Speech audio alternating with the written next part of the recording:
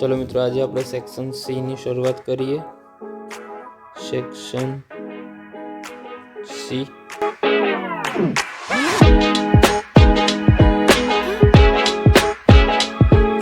દરેક ક્વેશ્ચન કેટલા માર્ક્સનો રહેશે?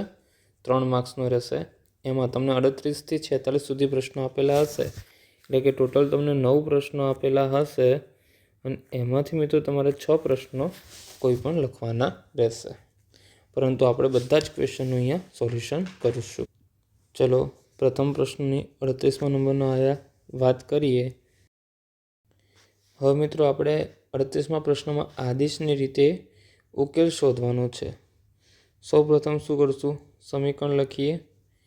2x + 3y = 11, સમીકરણ નંબર 1, અને બીજું સમીકરણ છે 2x - 4y = -24, સમીકરણ નંબર 2। શું કરશું? બંનેમાંથી કોઈ પણ એકને આદેશ આપશું। તો મિત્રો આપણે સમી 2 ને આદેશ આપતા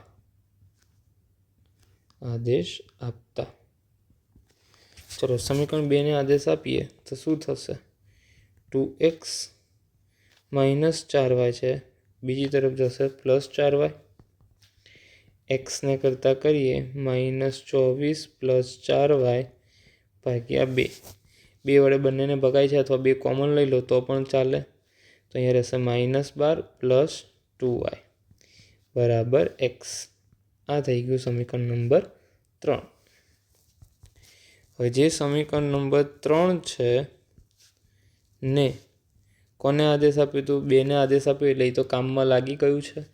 નવરું કોણ છે મિત્રો? તો કે સમીકરણ નંબર 1માં મૂકતા। જે કામ નથી એને કામમાં લગાડો। તો 2x + 3y = 11। ચલો એક્સની કિંમત મૂકીએ મિત્રો। -12 + 2y + 3y = 11।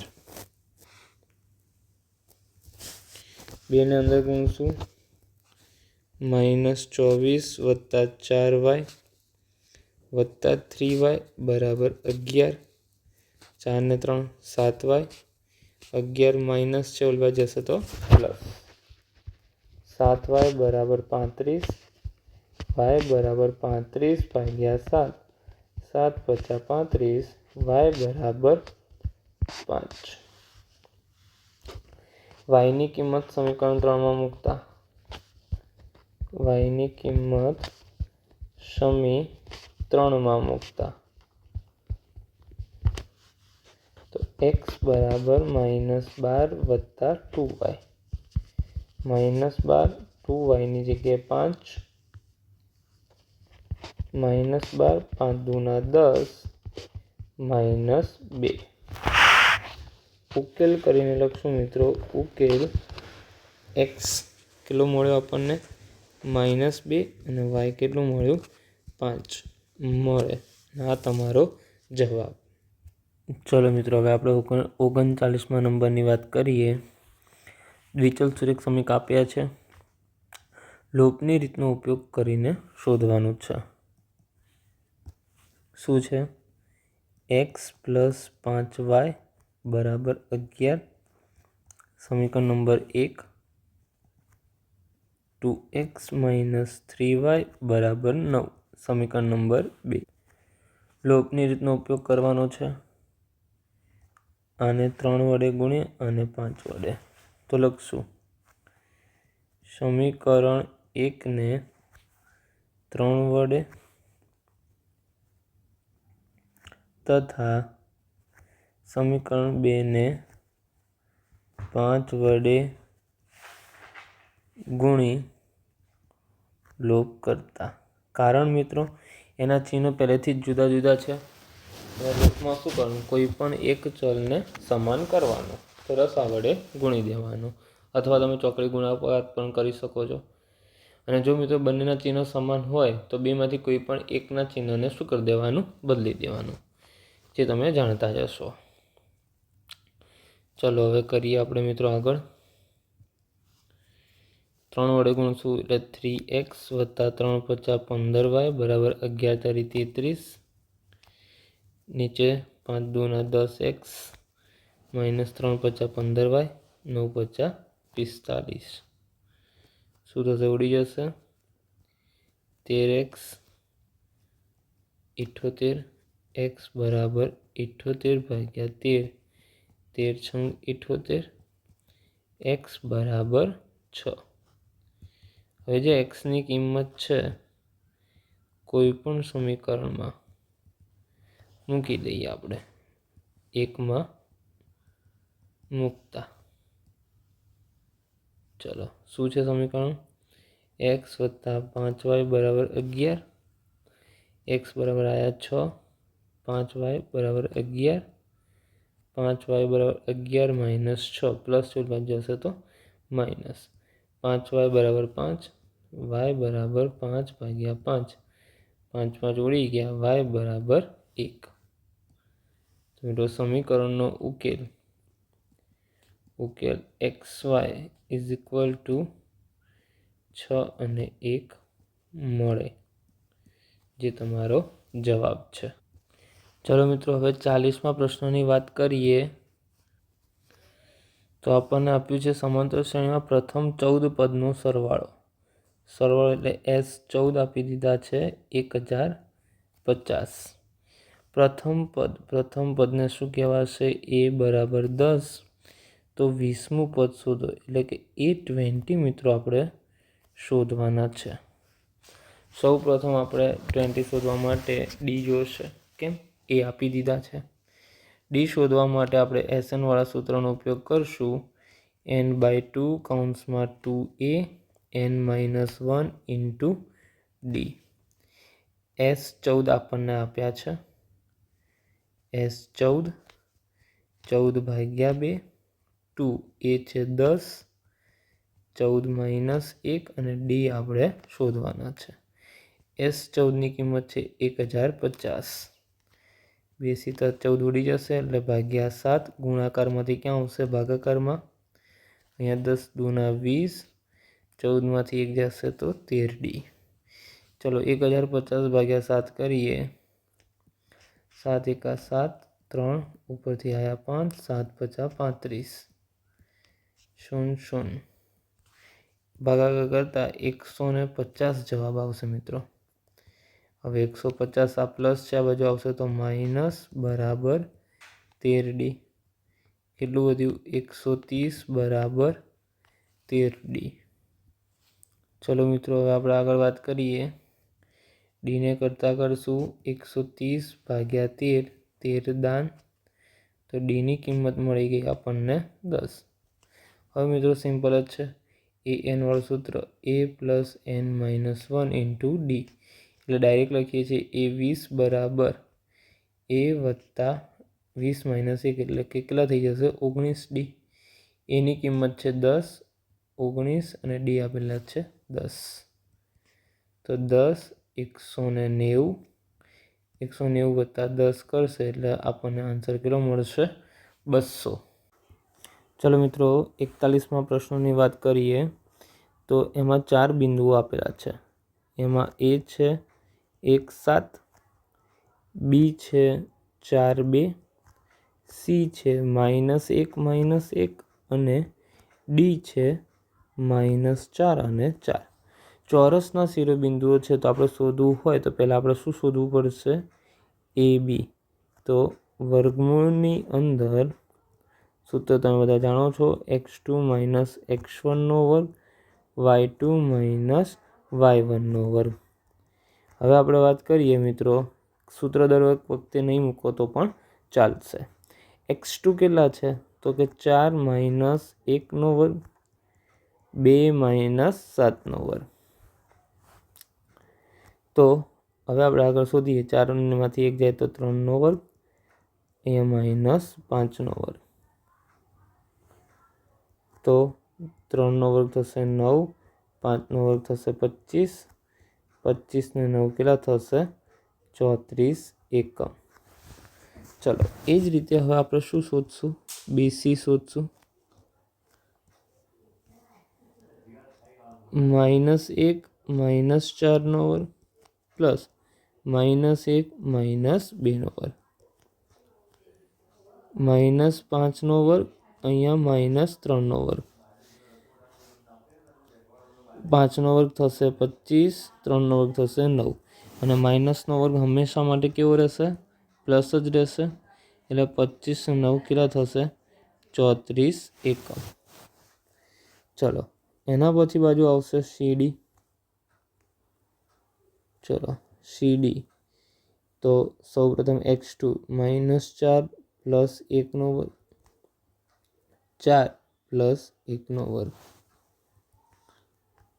-4 પ્લસ 1 એટલે -3નો વર્ગ, 4 ને 1 5નો વર્ગ, 3નો વર્ગ થશે 9, 5નો વર્ગ થશે 25, કેટલો આવશે? વર્ગમૂળમાં 34 એકમ. ચલો એ બી આવી ગયું, બીસી આવી ગયું, સીડી, અને છેલ્લી બાજુ ડીએ. ચલો ડીએમાં 1 પ્લસ 4નો વર્ગ અને 7 -4નો વર્ગ, 5નો વર્ગ, 3નો વર્ગ, 5નો વર્ગ થશે 25 ને 3નો વર્ગ 9, એટલે વર્ગમૂળમાં 34 એકમ. ચલો મિત્રો, 4 બાજુઓ તો સમાન આવી ગઈ. હવે બે વિકર્ણોની વાત કરીએ તો પહેલાં એસી શોધશું. એસી માટે એનું જ સૂત્ર, નો ચેન્જ, -1 -1નો વર્ગ અને -1 -7નો વર્ગ, -2નો વર્ગ, -8નો વર્ગ, કેટલું થશે? 2નો વર્ગ 4, 8નો વર્ગ 64, એટલે કે વર્ગમૂળમાં કેટલું આવ્યું? 68. ચલો હવે મિત્રો બીજો વિકર્ણ થશે બીડી. તો -4 -4નો વર્ગ વર્ગમૂળમાં વત્તા 4 -2નો વર્ગ, શું થશે? -8નો વર્ગ અને 2નો વર્ગ, 8નો વર્ગ થશે 64, 2નો વર્ગ થશે 4, વર્ગમૂળમાં 68. હવે મિત્રો તમે જોઈ શકો છો શરત આપણી કે એ બી બરાબર બીસી બરાબર સીડી બરાબર ડીએ તથા તેના બે વિકર્ણ એસી બરાબર શું થાય? બીડી થાય. હવે મિત્રો અહીંયા આટલી શરત તો આપણે સાબિત કરીએ ચોરસ માટે શું એના જે ખૂણા છે એ પણ કાટખૂણા હોય, તો એ પણ તમારે સાબિત કરવી પડે. માની લો કે આ રીતે ચોરસ છે એ બી સી અને ડી, તો કોઈ પણ એક ખૂણામાં કાટખૂણો બતાવી દેવાનો. તો A B square plus BC square is equal to AC square પણ તમે અહીંયા સાબિત કરશો તો થઈ જશે.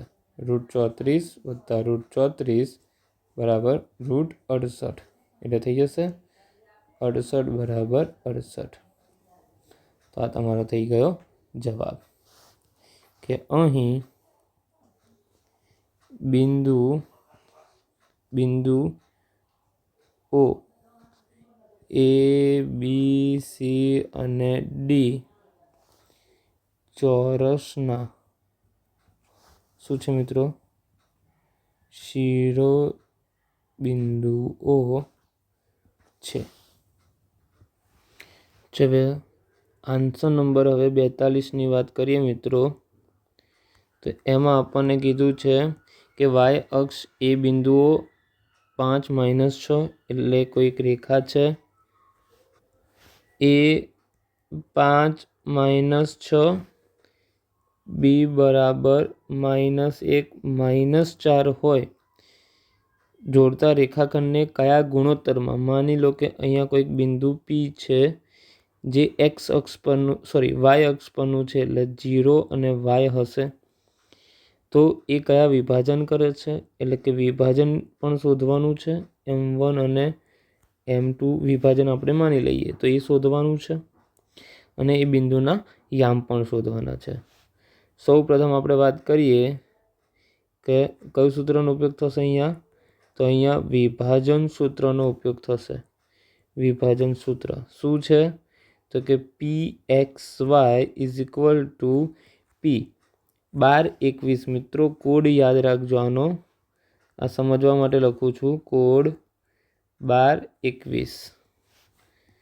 સૂત્ર છે M1X2 એટલે 12 થઈ ગયા, પ્લસ M2X1 એટલે 21 થઈ ગયા. તો આ રીતે કોડ યાદ રાખજો, M1 પ્લસ M2. એ જ રીતે M1Y2 plus M2Y1 upon M1 plus M2. આ કોડ મિત્રો કોડથી સૂત્ર તમને ઇઝીલી યાદ રહેશે, 12 21. ચલો કિંમત મૂકીએ. આપણું X1 Y1, આપણું X2 Y2. ચલો પીના આયામ પણ આપી દીધા છે, 0Y. P M1 છે ખુદ M1, X2 છે -1, M2 M2 છે અને Y છે X1 છે 5 છેદમાં M1 plus M2. M1 Y2 છે -4 એટલે કાઉન્સમાં લખશું, અને Y1 છે પણ માઇનસ, તો એ પણ કાઉન્સમાં લખશું, M1 plus M2. P 0Y P minus M1 ગુણાકાર કરીએ તો M એકા M અને માઇનસ થઈ જશે, plus minus, plus 5M2 upon M1 plus M2. એ જ રીતે -4M1 ગુણાકાર કરતાં પ્લસ માઇનસ શું થશે, માઇનસ થશે, 6M2 upon M1 plus M2. ચલો બંને સાઈડ P છે તો યામોને સરખાઈ દઈએ, તો 0 બરાબર થશે -M1 plus 5M2 upon M1 M2. અને બીજો યામ થશે Y બરાબર -4M1 -6M2 upon M1 plus M2. ચલો હવે કિંમત આપણે શોધીએ. પહેલાં M1 M2 ગુણોત્તર શોધશું. આ ભાગાકારમાં ઓલી સાઈડ 0 સાથે ગુણાય એટલે શું થઈ જશે, 0. શું વધશે, -M1 પ્લસ 5M2. -M1 છે આ બાજુ જશે તો પ્લસ M1 થઈ જશે, 5M2. M2 ગુણાકારમાં છે તો હું એને ગુણોત્તરમાં લખું, અહીંયા પણ છેદમાં કશું નથી તો શું થઈ જશે, 1, એટલે એનો ગુણોત્તર થઈ ગયો 5:1. આપણને જે પહેલી જવાબ માંગ્યો હતો ગુણોત્તર એ મળી ચૂક્યો છે. ચલો હવે આની અંદર કિંમત મૂકીએ તો M1 આપણને મળ્યું 5 અને M2 આપણને મળ્યું 1. 5 વત્તા 1, 5 ચોક 20 -6 ભાગ્યા 6 શું થઈ જશે, 26 ભાગ્યા 6 ઉડશે, 13 દુ 26, 3 દુ 6, 2 2 ઉડી ગયા. જવાબ આવશે -13/3, 13/3. તો મિત્રો હવે આપણને જે યામ માંગ્યા હતા P0Y આપણને યામ પણ અહીંયા મળી ગયા છે, 0 -3/3 થાય. તો આ રીતે આપણો શું થઈ જશે, જવાબ. ચલો મિત્રો હવે આપણે પ્રશ્ન નંબર આગળ 43ની વાત કરીએ. તો કીધું છે કે સાબિત કરો કે વર્તુળના કોઈક બિંદુએ દોરેલો સ્પર્શક સ્પર્શ બિંદુમાંથી પસાર થતી ત્રિજ્યાને લંબ હોય. તો મિત્રો મોસ્ટ IMP દાખલો છે આ પૂછાવા માટે આ વખતે, જે ચેપ્ટર નંબર 10 જૂના સિલેબસ મુજબ જે વર્તુળવાળું ચેપ્ટર છે આપણું, એમાં પ્રથમ પ્રમેય 10.1 છે મિત્રો. અને નવા સિલેબસ મુજબ પણ મિત્રો ચેપ્ટર નંબર 10 જ છે જે વર્તુળ છે, અને એનો પહેલો જ પ્રમેય 10.1 છે, જે આ વખત માટે ખૂબ જ મહત્ત્વનો રહેશે. તો મિત્રો ધ્યાનપૂર્વક જોજો. ચલો મિત્રો જે આપણે 10.1 પ્રમેય વાત કરી 43મા પ્રશ્નમાં, એમાં સૌપ્રથમ સાબિતી છે આપણો, તેમાં પક્ષ લખશું. પક્ષમાં લખશું નીચે મિત્રો જે આપણે આકૃતિ આપી છે એમાં ધ્યાન આપશું. તો કે રેખા XY એ O કેન્દ્રવાળા વર્તુળને તમે આકૃતિમાં જોઈ શકો છો કયા બિંદુએ, તો કે પી બિંદુ એ સ્પર્શતા તો શું છે? સ્પર્શક છે. ચલો મિત્રો, તો આપણને આ વિધાન વાક્યમાં આપી દીધું છે. સાધ્યમાં શું સાબિત કરવાનું છે? તો મિત્રો જે સાબિત કરવાનું એ શામાં આવશે? સાધ્યમાં આવશે. તો સાબિત શું કરવાનું છે? તો લખ્યું છે ત્રિજ્યા એ સ્પર્શકને કેવી હોય? લંબ હોય. એ આપણે સાબિત કરવાનું છે. એનો મતલબ કે જે ઓપી લંબ કોને? રેખા XY ને જ લંબ છે એવું આપણે સાબિત કરવાનું છે. પછી મિત્રો આકૃતિ વચ્ચે દોરી દેવાની, અને આકૃતિ દોર્યા પછી છેલ્લે નીચે શું લખવાનું રહેશે? સાબિતી. સાબિતી ધ્યાનપૂર્વક લખશો મિત્રો. થોડીક અટપટી છે તો થોડુંક ધ્યાનથી જોશો. મિત્રો પહેલું વાક્ય તો શું લખવાનું? જો તમને કેવું છે, હું તમને જે પ્રમેય છે ને એના અડધા માર્ક્સ તો આપી જ દઈશ. પગ સાથે આપણને વિધાન વાક્ય પછી લખવાનું, આકૃતિ આટલું લખી દેશો ને મિત્રો, અને સાબિતીમાં પહેલું વાક્ય જે તમારું પક્ષ છે એનું એ જ વાક્ય અહીંયા સાધ્યમાં લખી દેવાનું.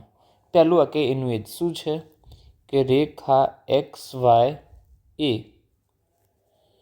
ઓ કેન્દ્રવાળા વર્તુળને પી બિંદુ એ સ્પર્શતો શું છે? સ્પર્શક છે. આટલું લખી દેશો મિત્રો. જેટલા માર્ક્સ છે ને એના, ધારો કે 2 માર્ક્સનો પ્રશ્ન છે તો 1 મળશે, 3 માર્ક્સનો હોય તો 1.5 મળશે, અને 4 માર્ક્સનો છે તો 2 મળી જશે. આમાં ન તમારે યાદ રાખવાની જરૂર નથી. જે વિધાન વાક્ય આપ્યું છે એમાંથી જ લખવાનું છે. તો તમે થોડુંક આ ટેકનિકનો ઉપયોગ કરશો. ચલો મિત્રો, હવે એના પછી શું લખશું? રેખા XY પર પી સિવાયનું બિંદુ ક્યુ લો તથા રેખાખંડ ઓપી અને ઓક્યુ, આ જે ઓપી છે એ ઓપી અને ઓક્યુ દોરો, અથવા તમે એની જગ્યાએ જોડો શબ્દોનો પણ ઉપયોગ કરી શકો છો. ચલો મિત્રો, હવે એના પછી બિંદુ ક્યુ વર્તુળના બહારના ભાગમાં જ હોય. કેમ? તો એનું કારણ લખવાનું મિત્રો. કારણ કે જો તે વર્તુળના અંદરના ભાગમાં અથવા વર્તુળ પર હોય તો XY વર્તુળની છેદિકા બને સ્પર્શક નહીં. કઈ રીતે? આકૃતિ દોરીને મિત્રો તમને સમજાવું છું, સમજજો. આ વર્તુળ છે મિત્રો. હવે તમે જુઓ કે જે બિંદુ ક્યુ છે એ વર્તુળની, માની લો કે તમે અહીંયા અંદર લીધું, બરાબર. હવે અંદર લઈએ છીએ તો હવે શું થશે? તો હવે તમે એને જો લંબાવો, હવે મિત્રો એને XYમાં પસાર કરો તો આ આપણે XY દોરી, અહીંયા ક્યુ છે તો આ શું થઈ ગયું? એની શું બની જાય? છેદિકા. સિમિલર વર્તુળ ઉપર ક્યાંક લો આ ક્યુ બિંદુ. હવે આપણે આમ XY દોરીએ, XY, તો પણ આ વર્તુળની તો શું બની જાય મિત્રો? છેદિકા જ બને.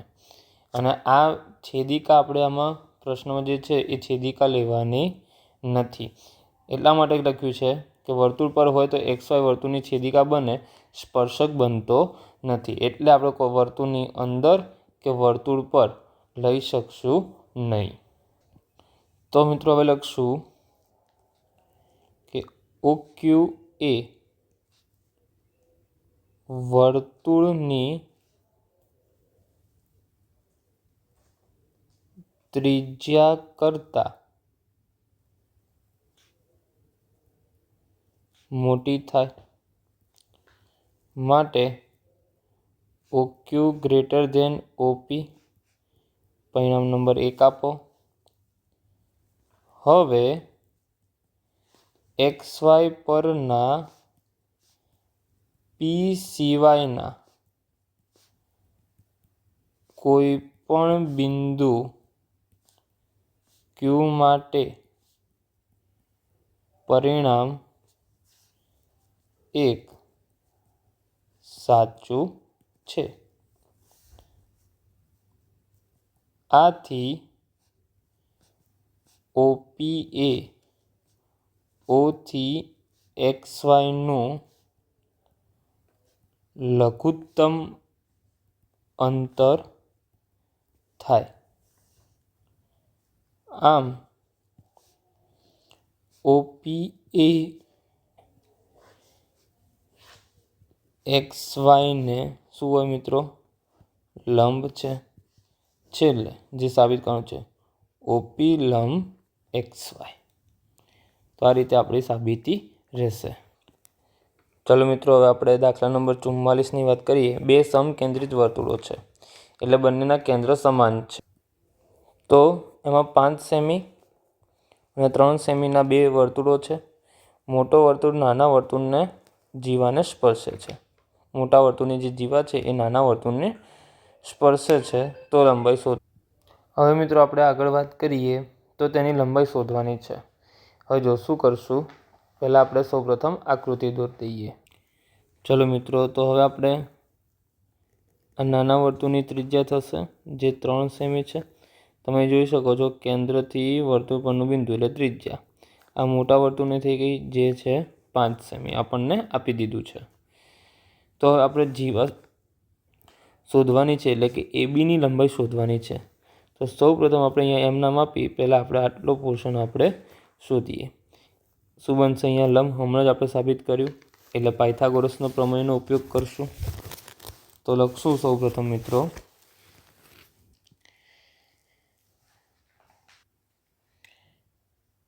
કે અહીં ત્રિકોણ OMB માં ખૂણો M બરાબર 90 અંશ. પાયથાગોરસનો પ્રમેયનો ઉપયોગ કરશું. OM square plus MB square is equal to AB square.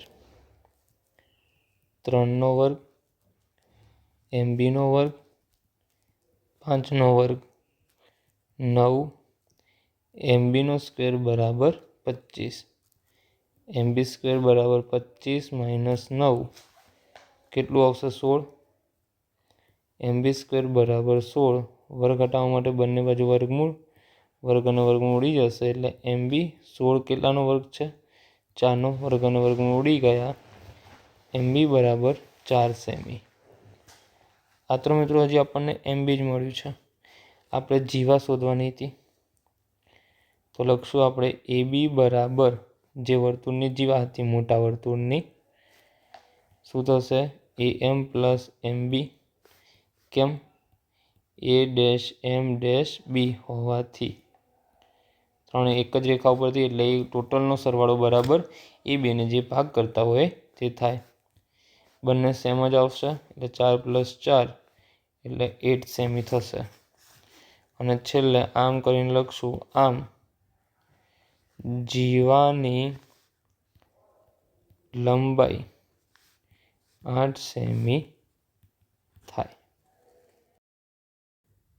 ચલો 45માં દાખલાની વાત કરીએ તો એક ગામમાં 200 કુટુંબો છે. તેમનો કુલ માસિક આવૃત્તિ વિતરણ દર્શાવેલું છે. શોધવાનું શું છે? બહુલક શોધવાનું છે. સૌપ્રથમ આપણે શું કરશું મિત્રો, તો કે સૌથી વધુ જે આવૃત્તિ છે એ આપણું બની જશે F1, આગળવાળું F0 અને પાછળવાળી આવૃત્તિ F2. જે આપણું F1 હતું એનું સામેનો બહુલકીય વર્ગ બની જશે. એમાં અધસીમાં એ આપણો એલ બની જશે અને એચ તો તમે બધા જાણતા જ હશો, બે અધસીમા વચ્ચેનો તફાવત, જે આપણને 500 મળી જશે. તો સૌપ્રથમ લખીએ કે અહીં આન્સર નંબર 45, અહીં બહુલકીય વર્ગ 1500 થી 2000 મળે, માટે એલ બરાબર થઈ ગયા 1500. પછી F0, F1, F2 24, 40, 33, એચ આપણને મળી ગયું 500. ચલો મિત્રો, હવે બહુલકનું સૂત્ર Z બરાબર L પ્લસ બ્રેકેટમાં F1 minus F0 2F1 minus F0 minus F2 ગુણ્યા H. એલ આપણને મળી ગયા 1500 વત્તા F1 કેટલા છે 40 માઇનસ F0 છે 24, 2F1 F1 છે 40 એટલે 40 દુ 80 ડાયરેક્ટ લખી દઈએ, F0 છે 24 અને F2 છે 33 ગુણ્યા H છે 500. 1500 વત્તા 40માંથી 24 જશે એટલે 16 ગુણ્યા 500, નીચે 80માંથી 24 અને 33 બાદ કરો એટલે પહેલાં 33 અને 24નો સરવાળો કરીએ તો 57 આવે, -57 એમાંથી શું કરવાના છે બાદ કરવાના છે. ચલો 1500 16 ગુણ્યા 500 ભાગ્યા 80માંથી 57 બાદ કરો 23 વધશે મિત્રો. હવે વાત કરીએ 1500 16 પંચા 80 અને પાછા 2 મીંડા એટલે 8000 ભાગ્યા 23 કરશો મિત્રો, 8000 ભાગ્યા 23, 16 પંચા 80 અને પાછા 2 મીંડા એટલે 8000 ભાગ્યા 23 કરશો એટલે તમને ભાગાકાર 347.82 મળશે. અને એમાં મિત્રો આપણે શું કરવાના છે, એ જે જવાબ આવે છે એમાં 1500 ઉમેરશો એટલે આપણને જવાબ આવશે 1847.82, જે તમને સરવાળો કરતાં આવડતો જ હશે. તો આ આપણો થઈ ગયો મિત્રો જવાબ. ચલો મિત્રો 46માં દાખલાની વાત કરીએ કે બે પાસા છે. હવે બે પાસા હોય એટલે મિત્રો પહેલાં કુલ પરિણામની સંખ્યા ફિક્સ થઈ ગઈ કે બે પાસા આવશે એટલે કુલ પરિણામ કેટલા થશે 36. હવે આપણને એકની અંદર જ બે પ્રશ્ન પૂછ્યા છે એટલે આપણે પહેલાં લઈશું ઘટના એ. શું કીધું છે ઘટના એમાં કે એક પણ વખત ઉપરના પૃષ્ઠ પર 5 મળે નહીં. હવે મિત્રો એક પણ ઉપર પૃષ્ઠ ઉપર 5 ના આવે તો 5 વાળી જેટલી પણ લાઈન છે એ આપણે કેન્સલ કરશું તો આટલા આવશે નહીં, એટલે ટોટલ કેટલા થશે 1 2 3 4 5 6 પછી 7, આ તો કોમન આવી ગયું 8 9 10 અને 11. તો ટોટલ કેટલા હોય છે મિત્રો 36 હતા, એમાંથી 11 લેવાના નથી તો વધશે કેટલા 25. તો હવે આપણે ફાઇન્ડ કરીએ કે ઘટના એની સંભાવના બરાબર number of A upon n, એટલે કે 25/36, કશું ઉડશે નહીં. તો આ આપણો મિત્રો શું થઈ ગયો જવાબ. ચલો મિત્રો હવે ઘટના બીની વાત કરીએ. ઘટના બીમાં કીધું છે ઓછામાં ઓછી એક વાર ઉપર પૃષ્ઠ ઉપર 5 મળે. શું કીધું છે ઓછામાં ઓછી એક વાર પૃષ્ઠ પર 5 મળે. હવે આપણે ઓછામાં ઓછી એક વખત પૃષ્ઠ પર 5 મળે, ઓછામાં ઓછું એકથી વધુ હોય તો ચાલે, પણ ઓછામાં ઓછું એક વાર તો હોવું જ જોઈએ. તો આપણે હમણાં જ જોઈ ગયા, તો એવી 5 આવે એવી કેટલી સંખ્યા હતી? તો કે નંબર ઓફ બી બરાબર 11.